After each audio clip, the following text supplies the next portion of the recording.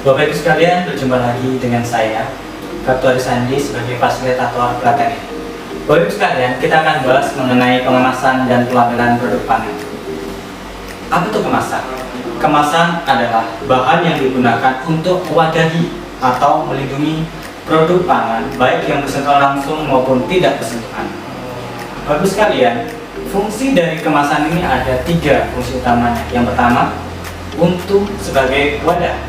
Yang kedua, sebagai pelindung, dan yang terakhir atau yang ketiga ada sebagai sarana promosi. Selain 3 fungsi tersebut, ada lagi fungsi lainnya, misalnya sebagai ketelusuran, yang kedua sebagai kenyamanan konsumen, dan yang terakhir ada sebagai segel atau pelindung. Bapak Ibu sekalian, banyak di pasaran kita sudah mengenal banyak kemasan. Contohnya yang seperti ini. Ini kemasan botol untuk produk mineral. Bapak Ibu pernah perhatikan tidak? Ada kode yang tercantum di bagian belakang. Bisa angka 1, 2, 3, 4, 5, 6, atau 7. Kode tersebut memiliki arti tertentu. Pada produk yang saya pegang tadi, dia memiliki kode nomor 1, yang artinya produk ini sebagai produk kemasan produk pangan yang banyak digunakan untuk produk-produk mineral. Jenis yang digunakan untuk produk kemasan plastik dengan kode 1 dikenal dengan PT atau PET. Biasanya digunakan atau sekali pakai. Berikutnya, kadang-kadang Bapak Ibu juga menemukan kemasan yang seperti ini. Ini ada kemasan saset berbahan dasar kertas. Ada juga kemasan komposit, gabungan dari kertas dan logam. Ini ada 2 layer atau 2 kemasan dalamnya. Di luar kemasannya langsung tercantumkan labelnya, tapi di bagian dalam ada pelindung yang sifatnya logam, biasanya dari aluminium foil, yang fungsinya dia melindungi produk di dalamnya agar tetap fresh. Bapak Ibu sekalian, berbagai macam kemasan yang ada di pasaran yang saya jelaskan tadi memiliki banyak fungsi. Yang banyak tekankan adalah seal atau pelindung, seperti botol kecap ini. Jadi terdiri 2 bagian, kemasan botolnya dan pelindungnya atau tutupnya. Di sini fungsinya ada yang disebut dengan seal. Ada penutup yang masih belum terbuka.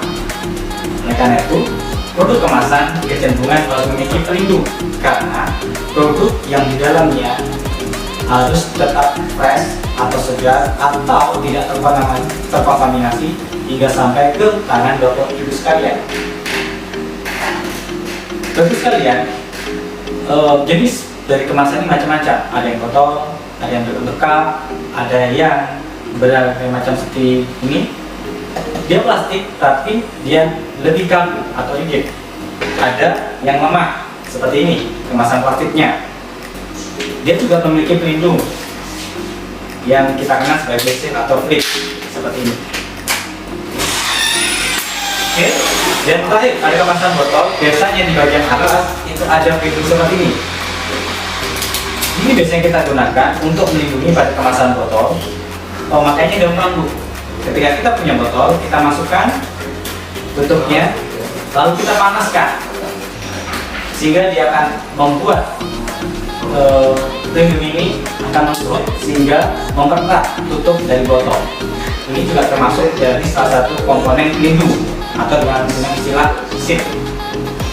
Bapak Ibu sekalian, pada tahapan berikutnya akan saya praktekkan bagaimana cara mengemas produk cairan dalam botol. Selamat mengikuti. Baik, Bapak Ibu sekalian, kita akan masuk dalam tahap pengemasan produk. Di depan Bapak Ibu sekalian sudah ada kemasan. Yang kedua, produk yang akan kita filling atau kita masukkan. Ada 5 tahapan yang akan kita lakukan. Yang pertama, menyiapkan bahan kemasan yang akan digunakan, melakukan sterilisasi. Yang kedua, filling atau memasukkan produk pada kemasan. Yang keempat adalah sealing atau menutup kemasan. Yang terakhir adalah pasang label kemasan. Bapak Ibu sekalian, biasanya pada industri filling dilakukan menggunakan mesin. Tapi jikalau kita dalam praktek industri rumah tangga, kita dapat lakukan dengan manual. Bapak sekalian, ketika mengisi produk pada botol, usahakan kita tidak penuh atau tidak full. Fungsinya apa? Untuk memberikan udara agar ketika produk setelah kemas nanti tidak akan meledak ketika ada proses pemuaian dari produk yang ada dalam kemasan. Kita isi tidak sampai penuh kan? Kita perkirakan sekitar 85%, 30 mili, maka akan saya isi sekitar 200 mili.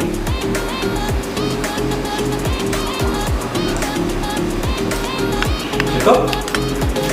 Kita akan melakukan seal atau menutup kemasan. Biasanya dilakukan dengan mesin Bapak Ibu sekalian, tapi kita bisa melakukan dengan manual sampai bunyi krek. Oke. Berikutnya boleh ditambahkan seal plastik atau juga boleh tidak. Setelah tahapan kita sudah melakukan filling dan juga melakukan penutupan produk, yang akan dilakukan adalah menempelkan label. Bagus sekalian, label ada ketentuannya berdasarkan peraturan dari BPOM.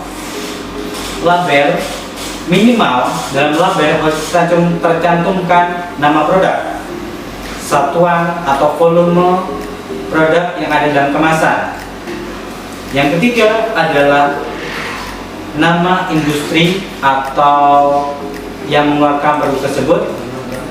Yang keempat adalah masa kadaluarsa, boleh best before, expired date, atau isyarat lain yang dipersyaratkan.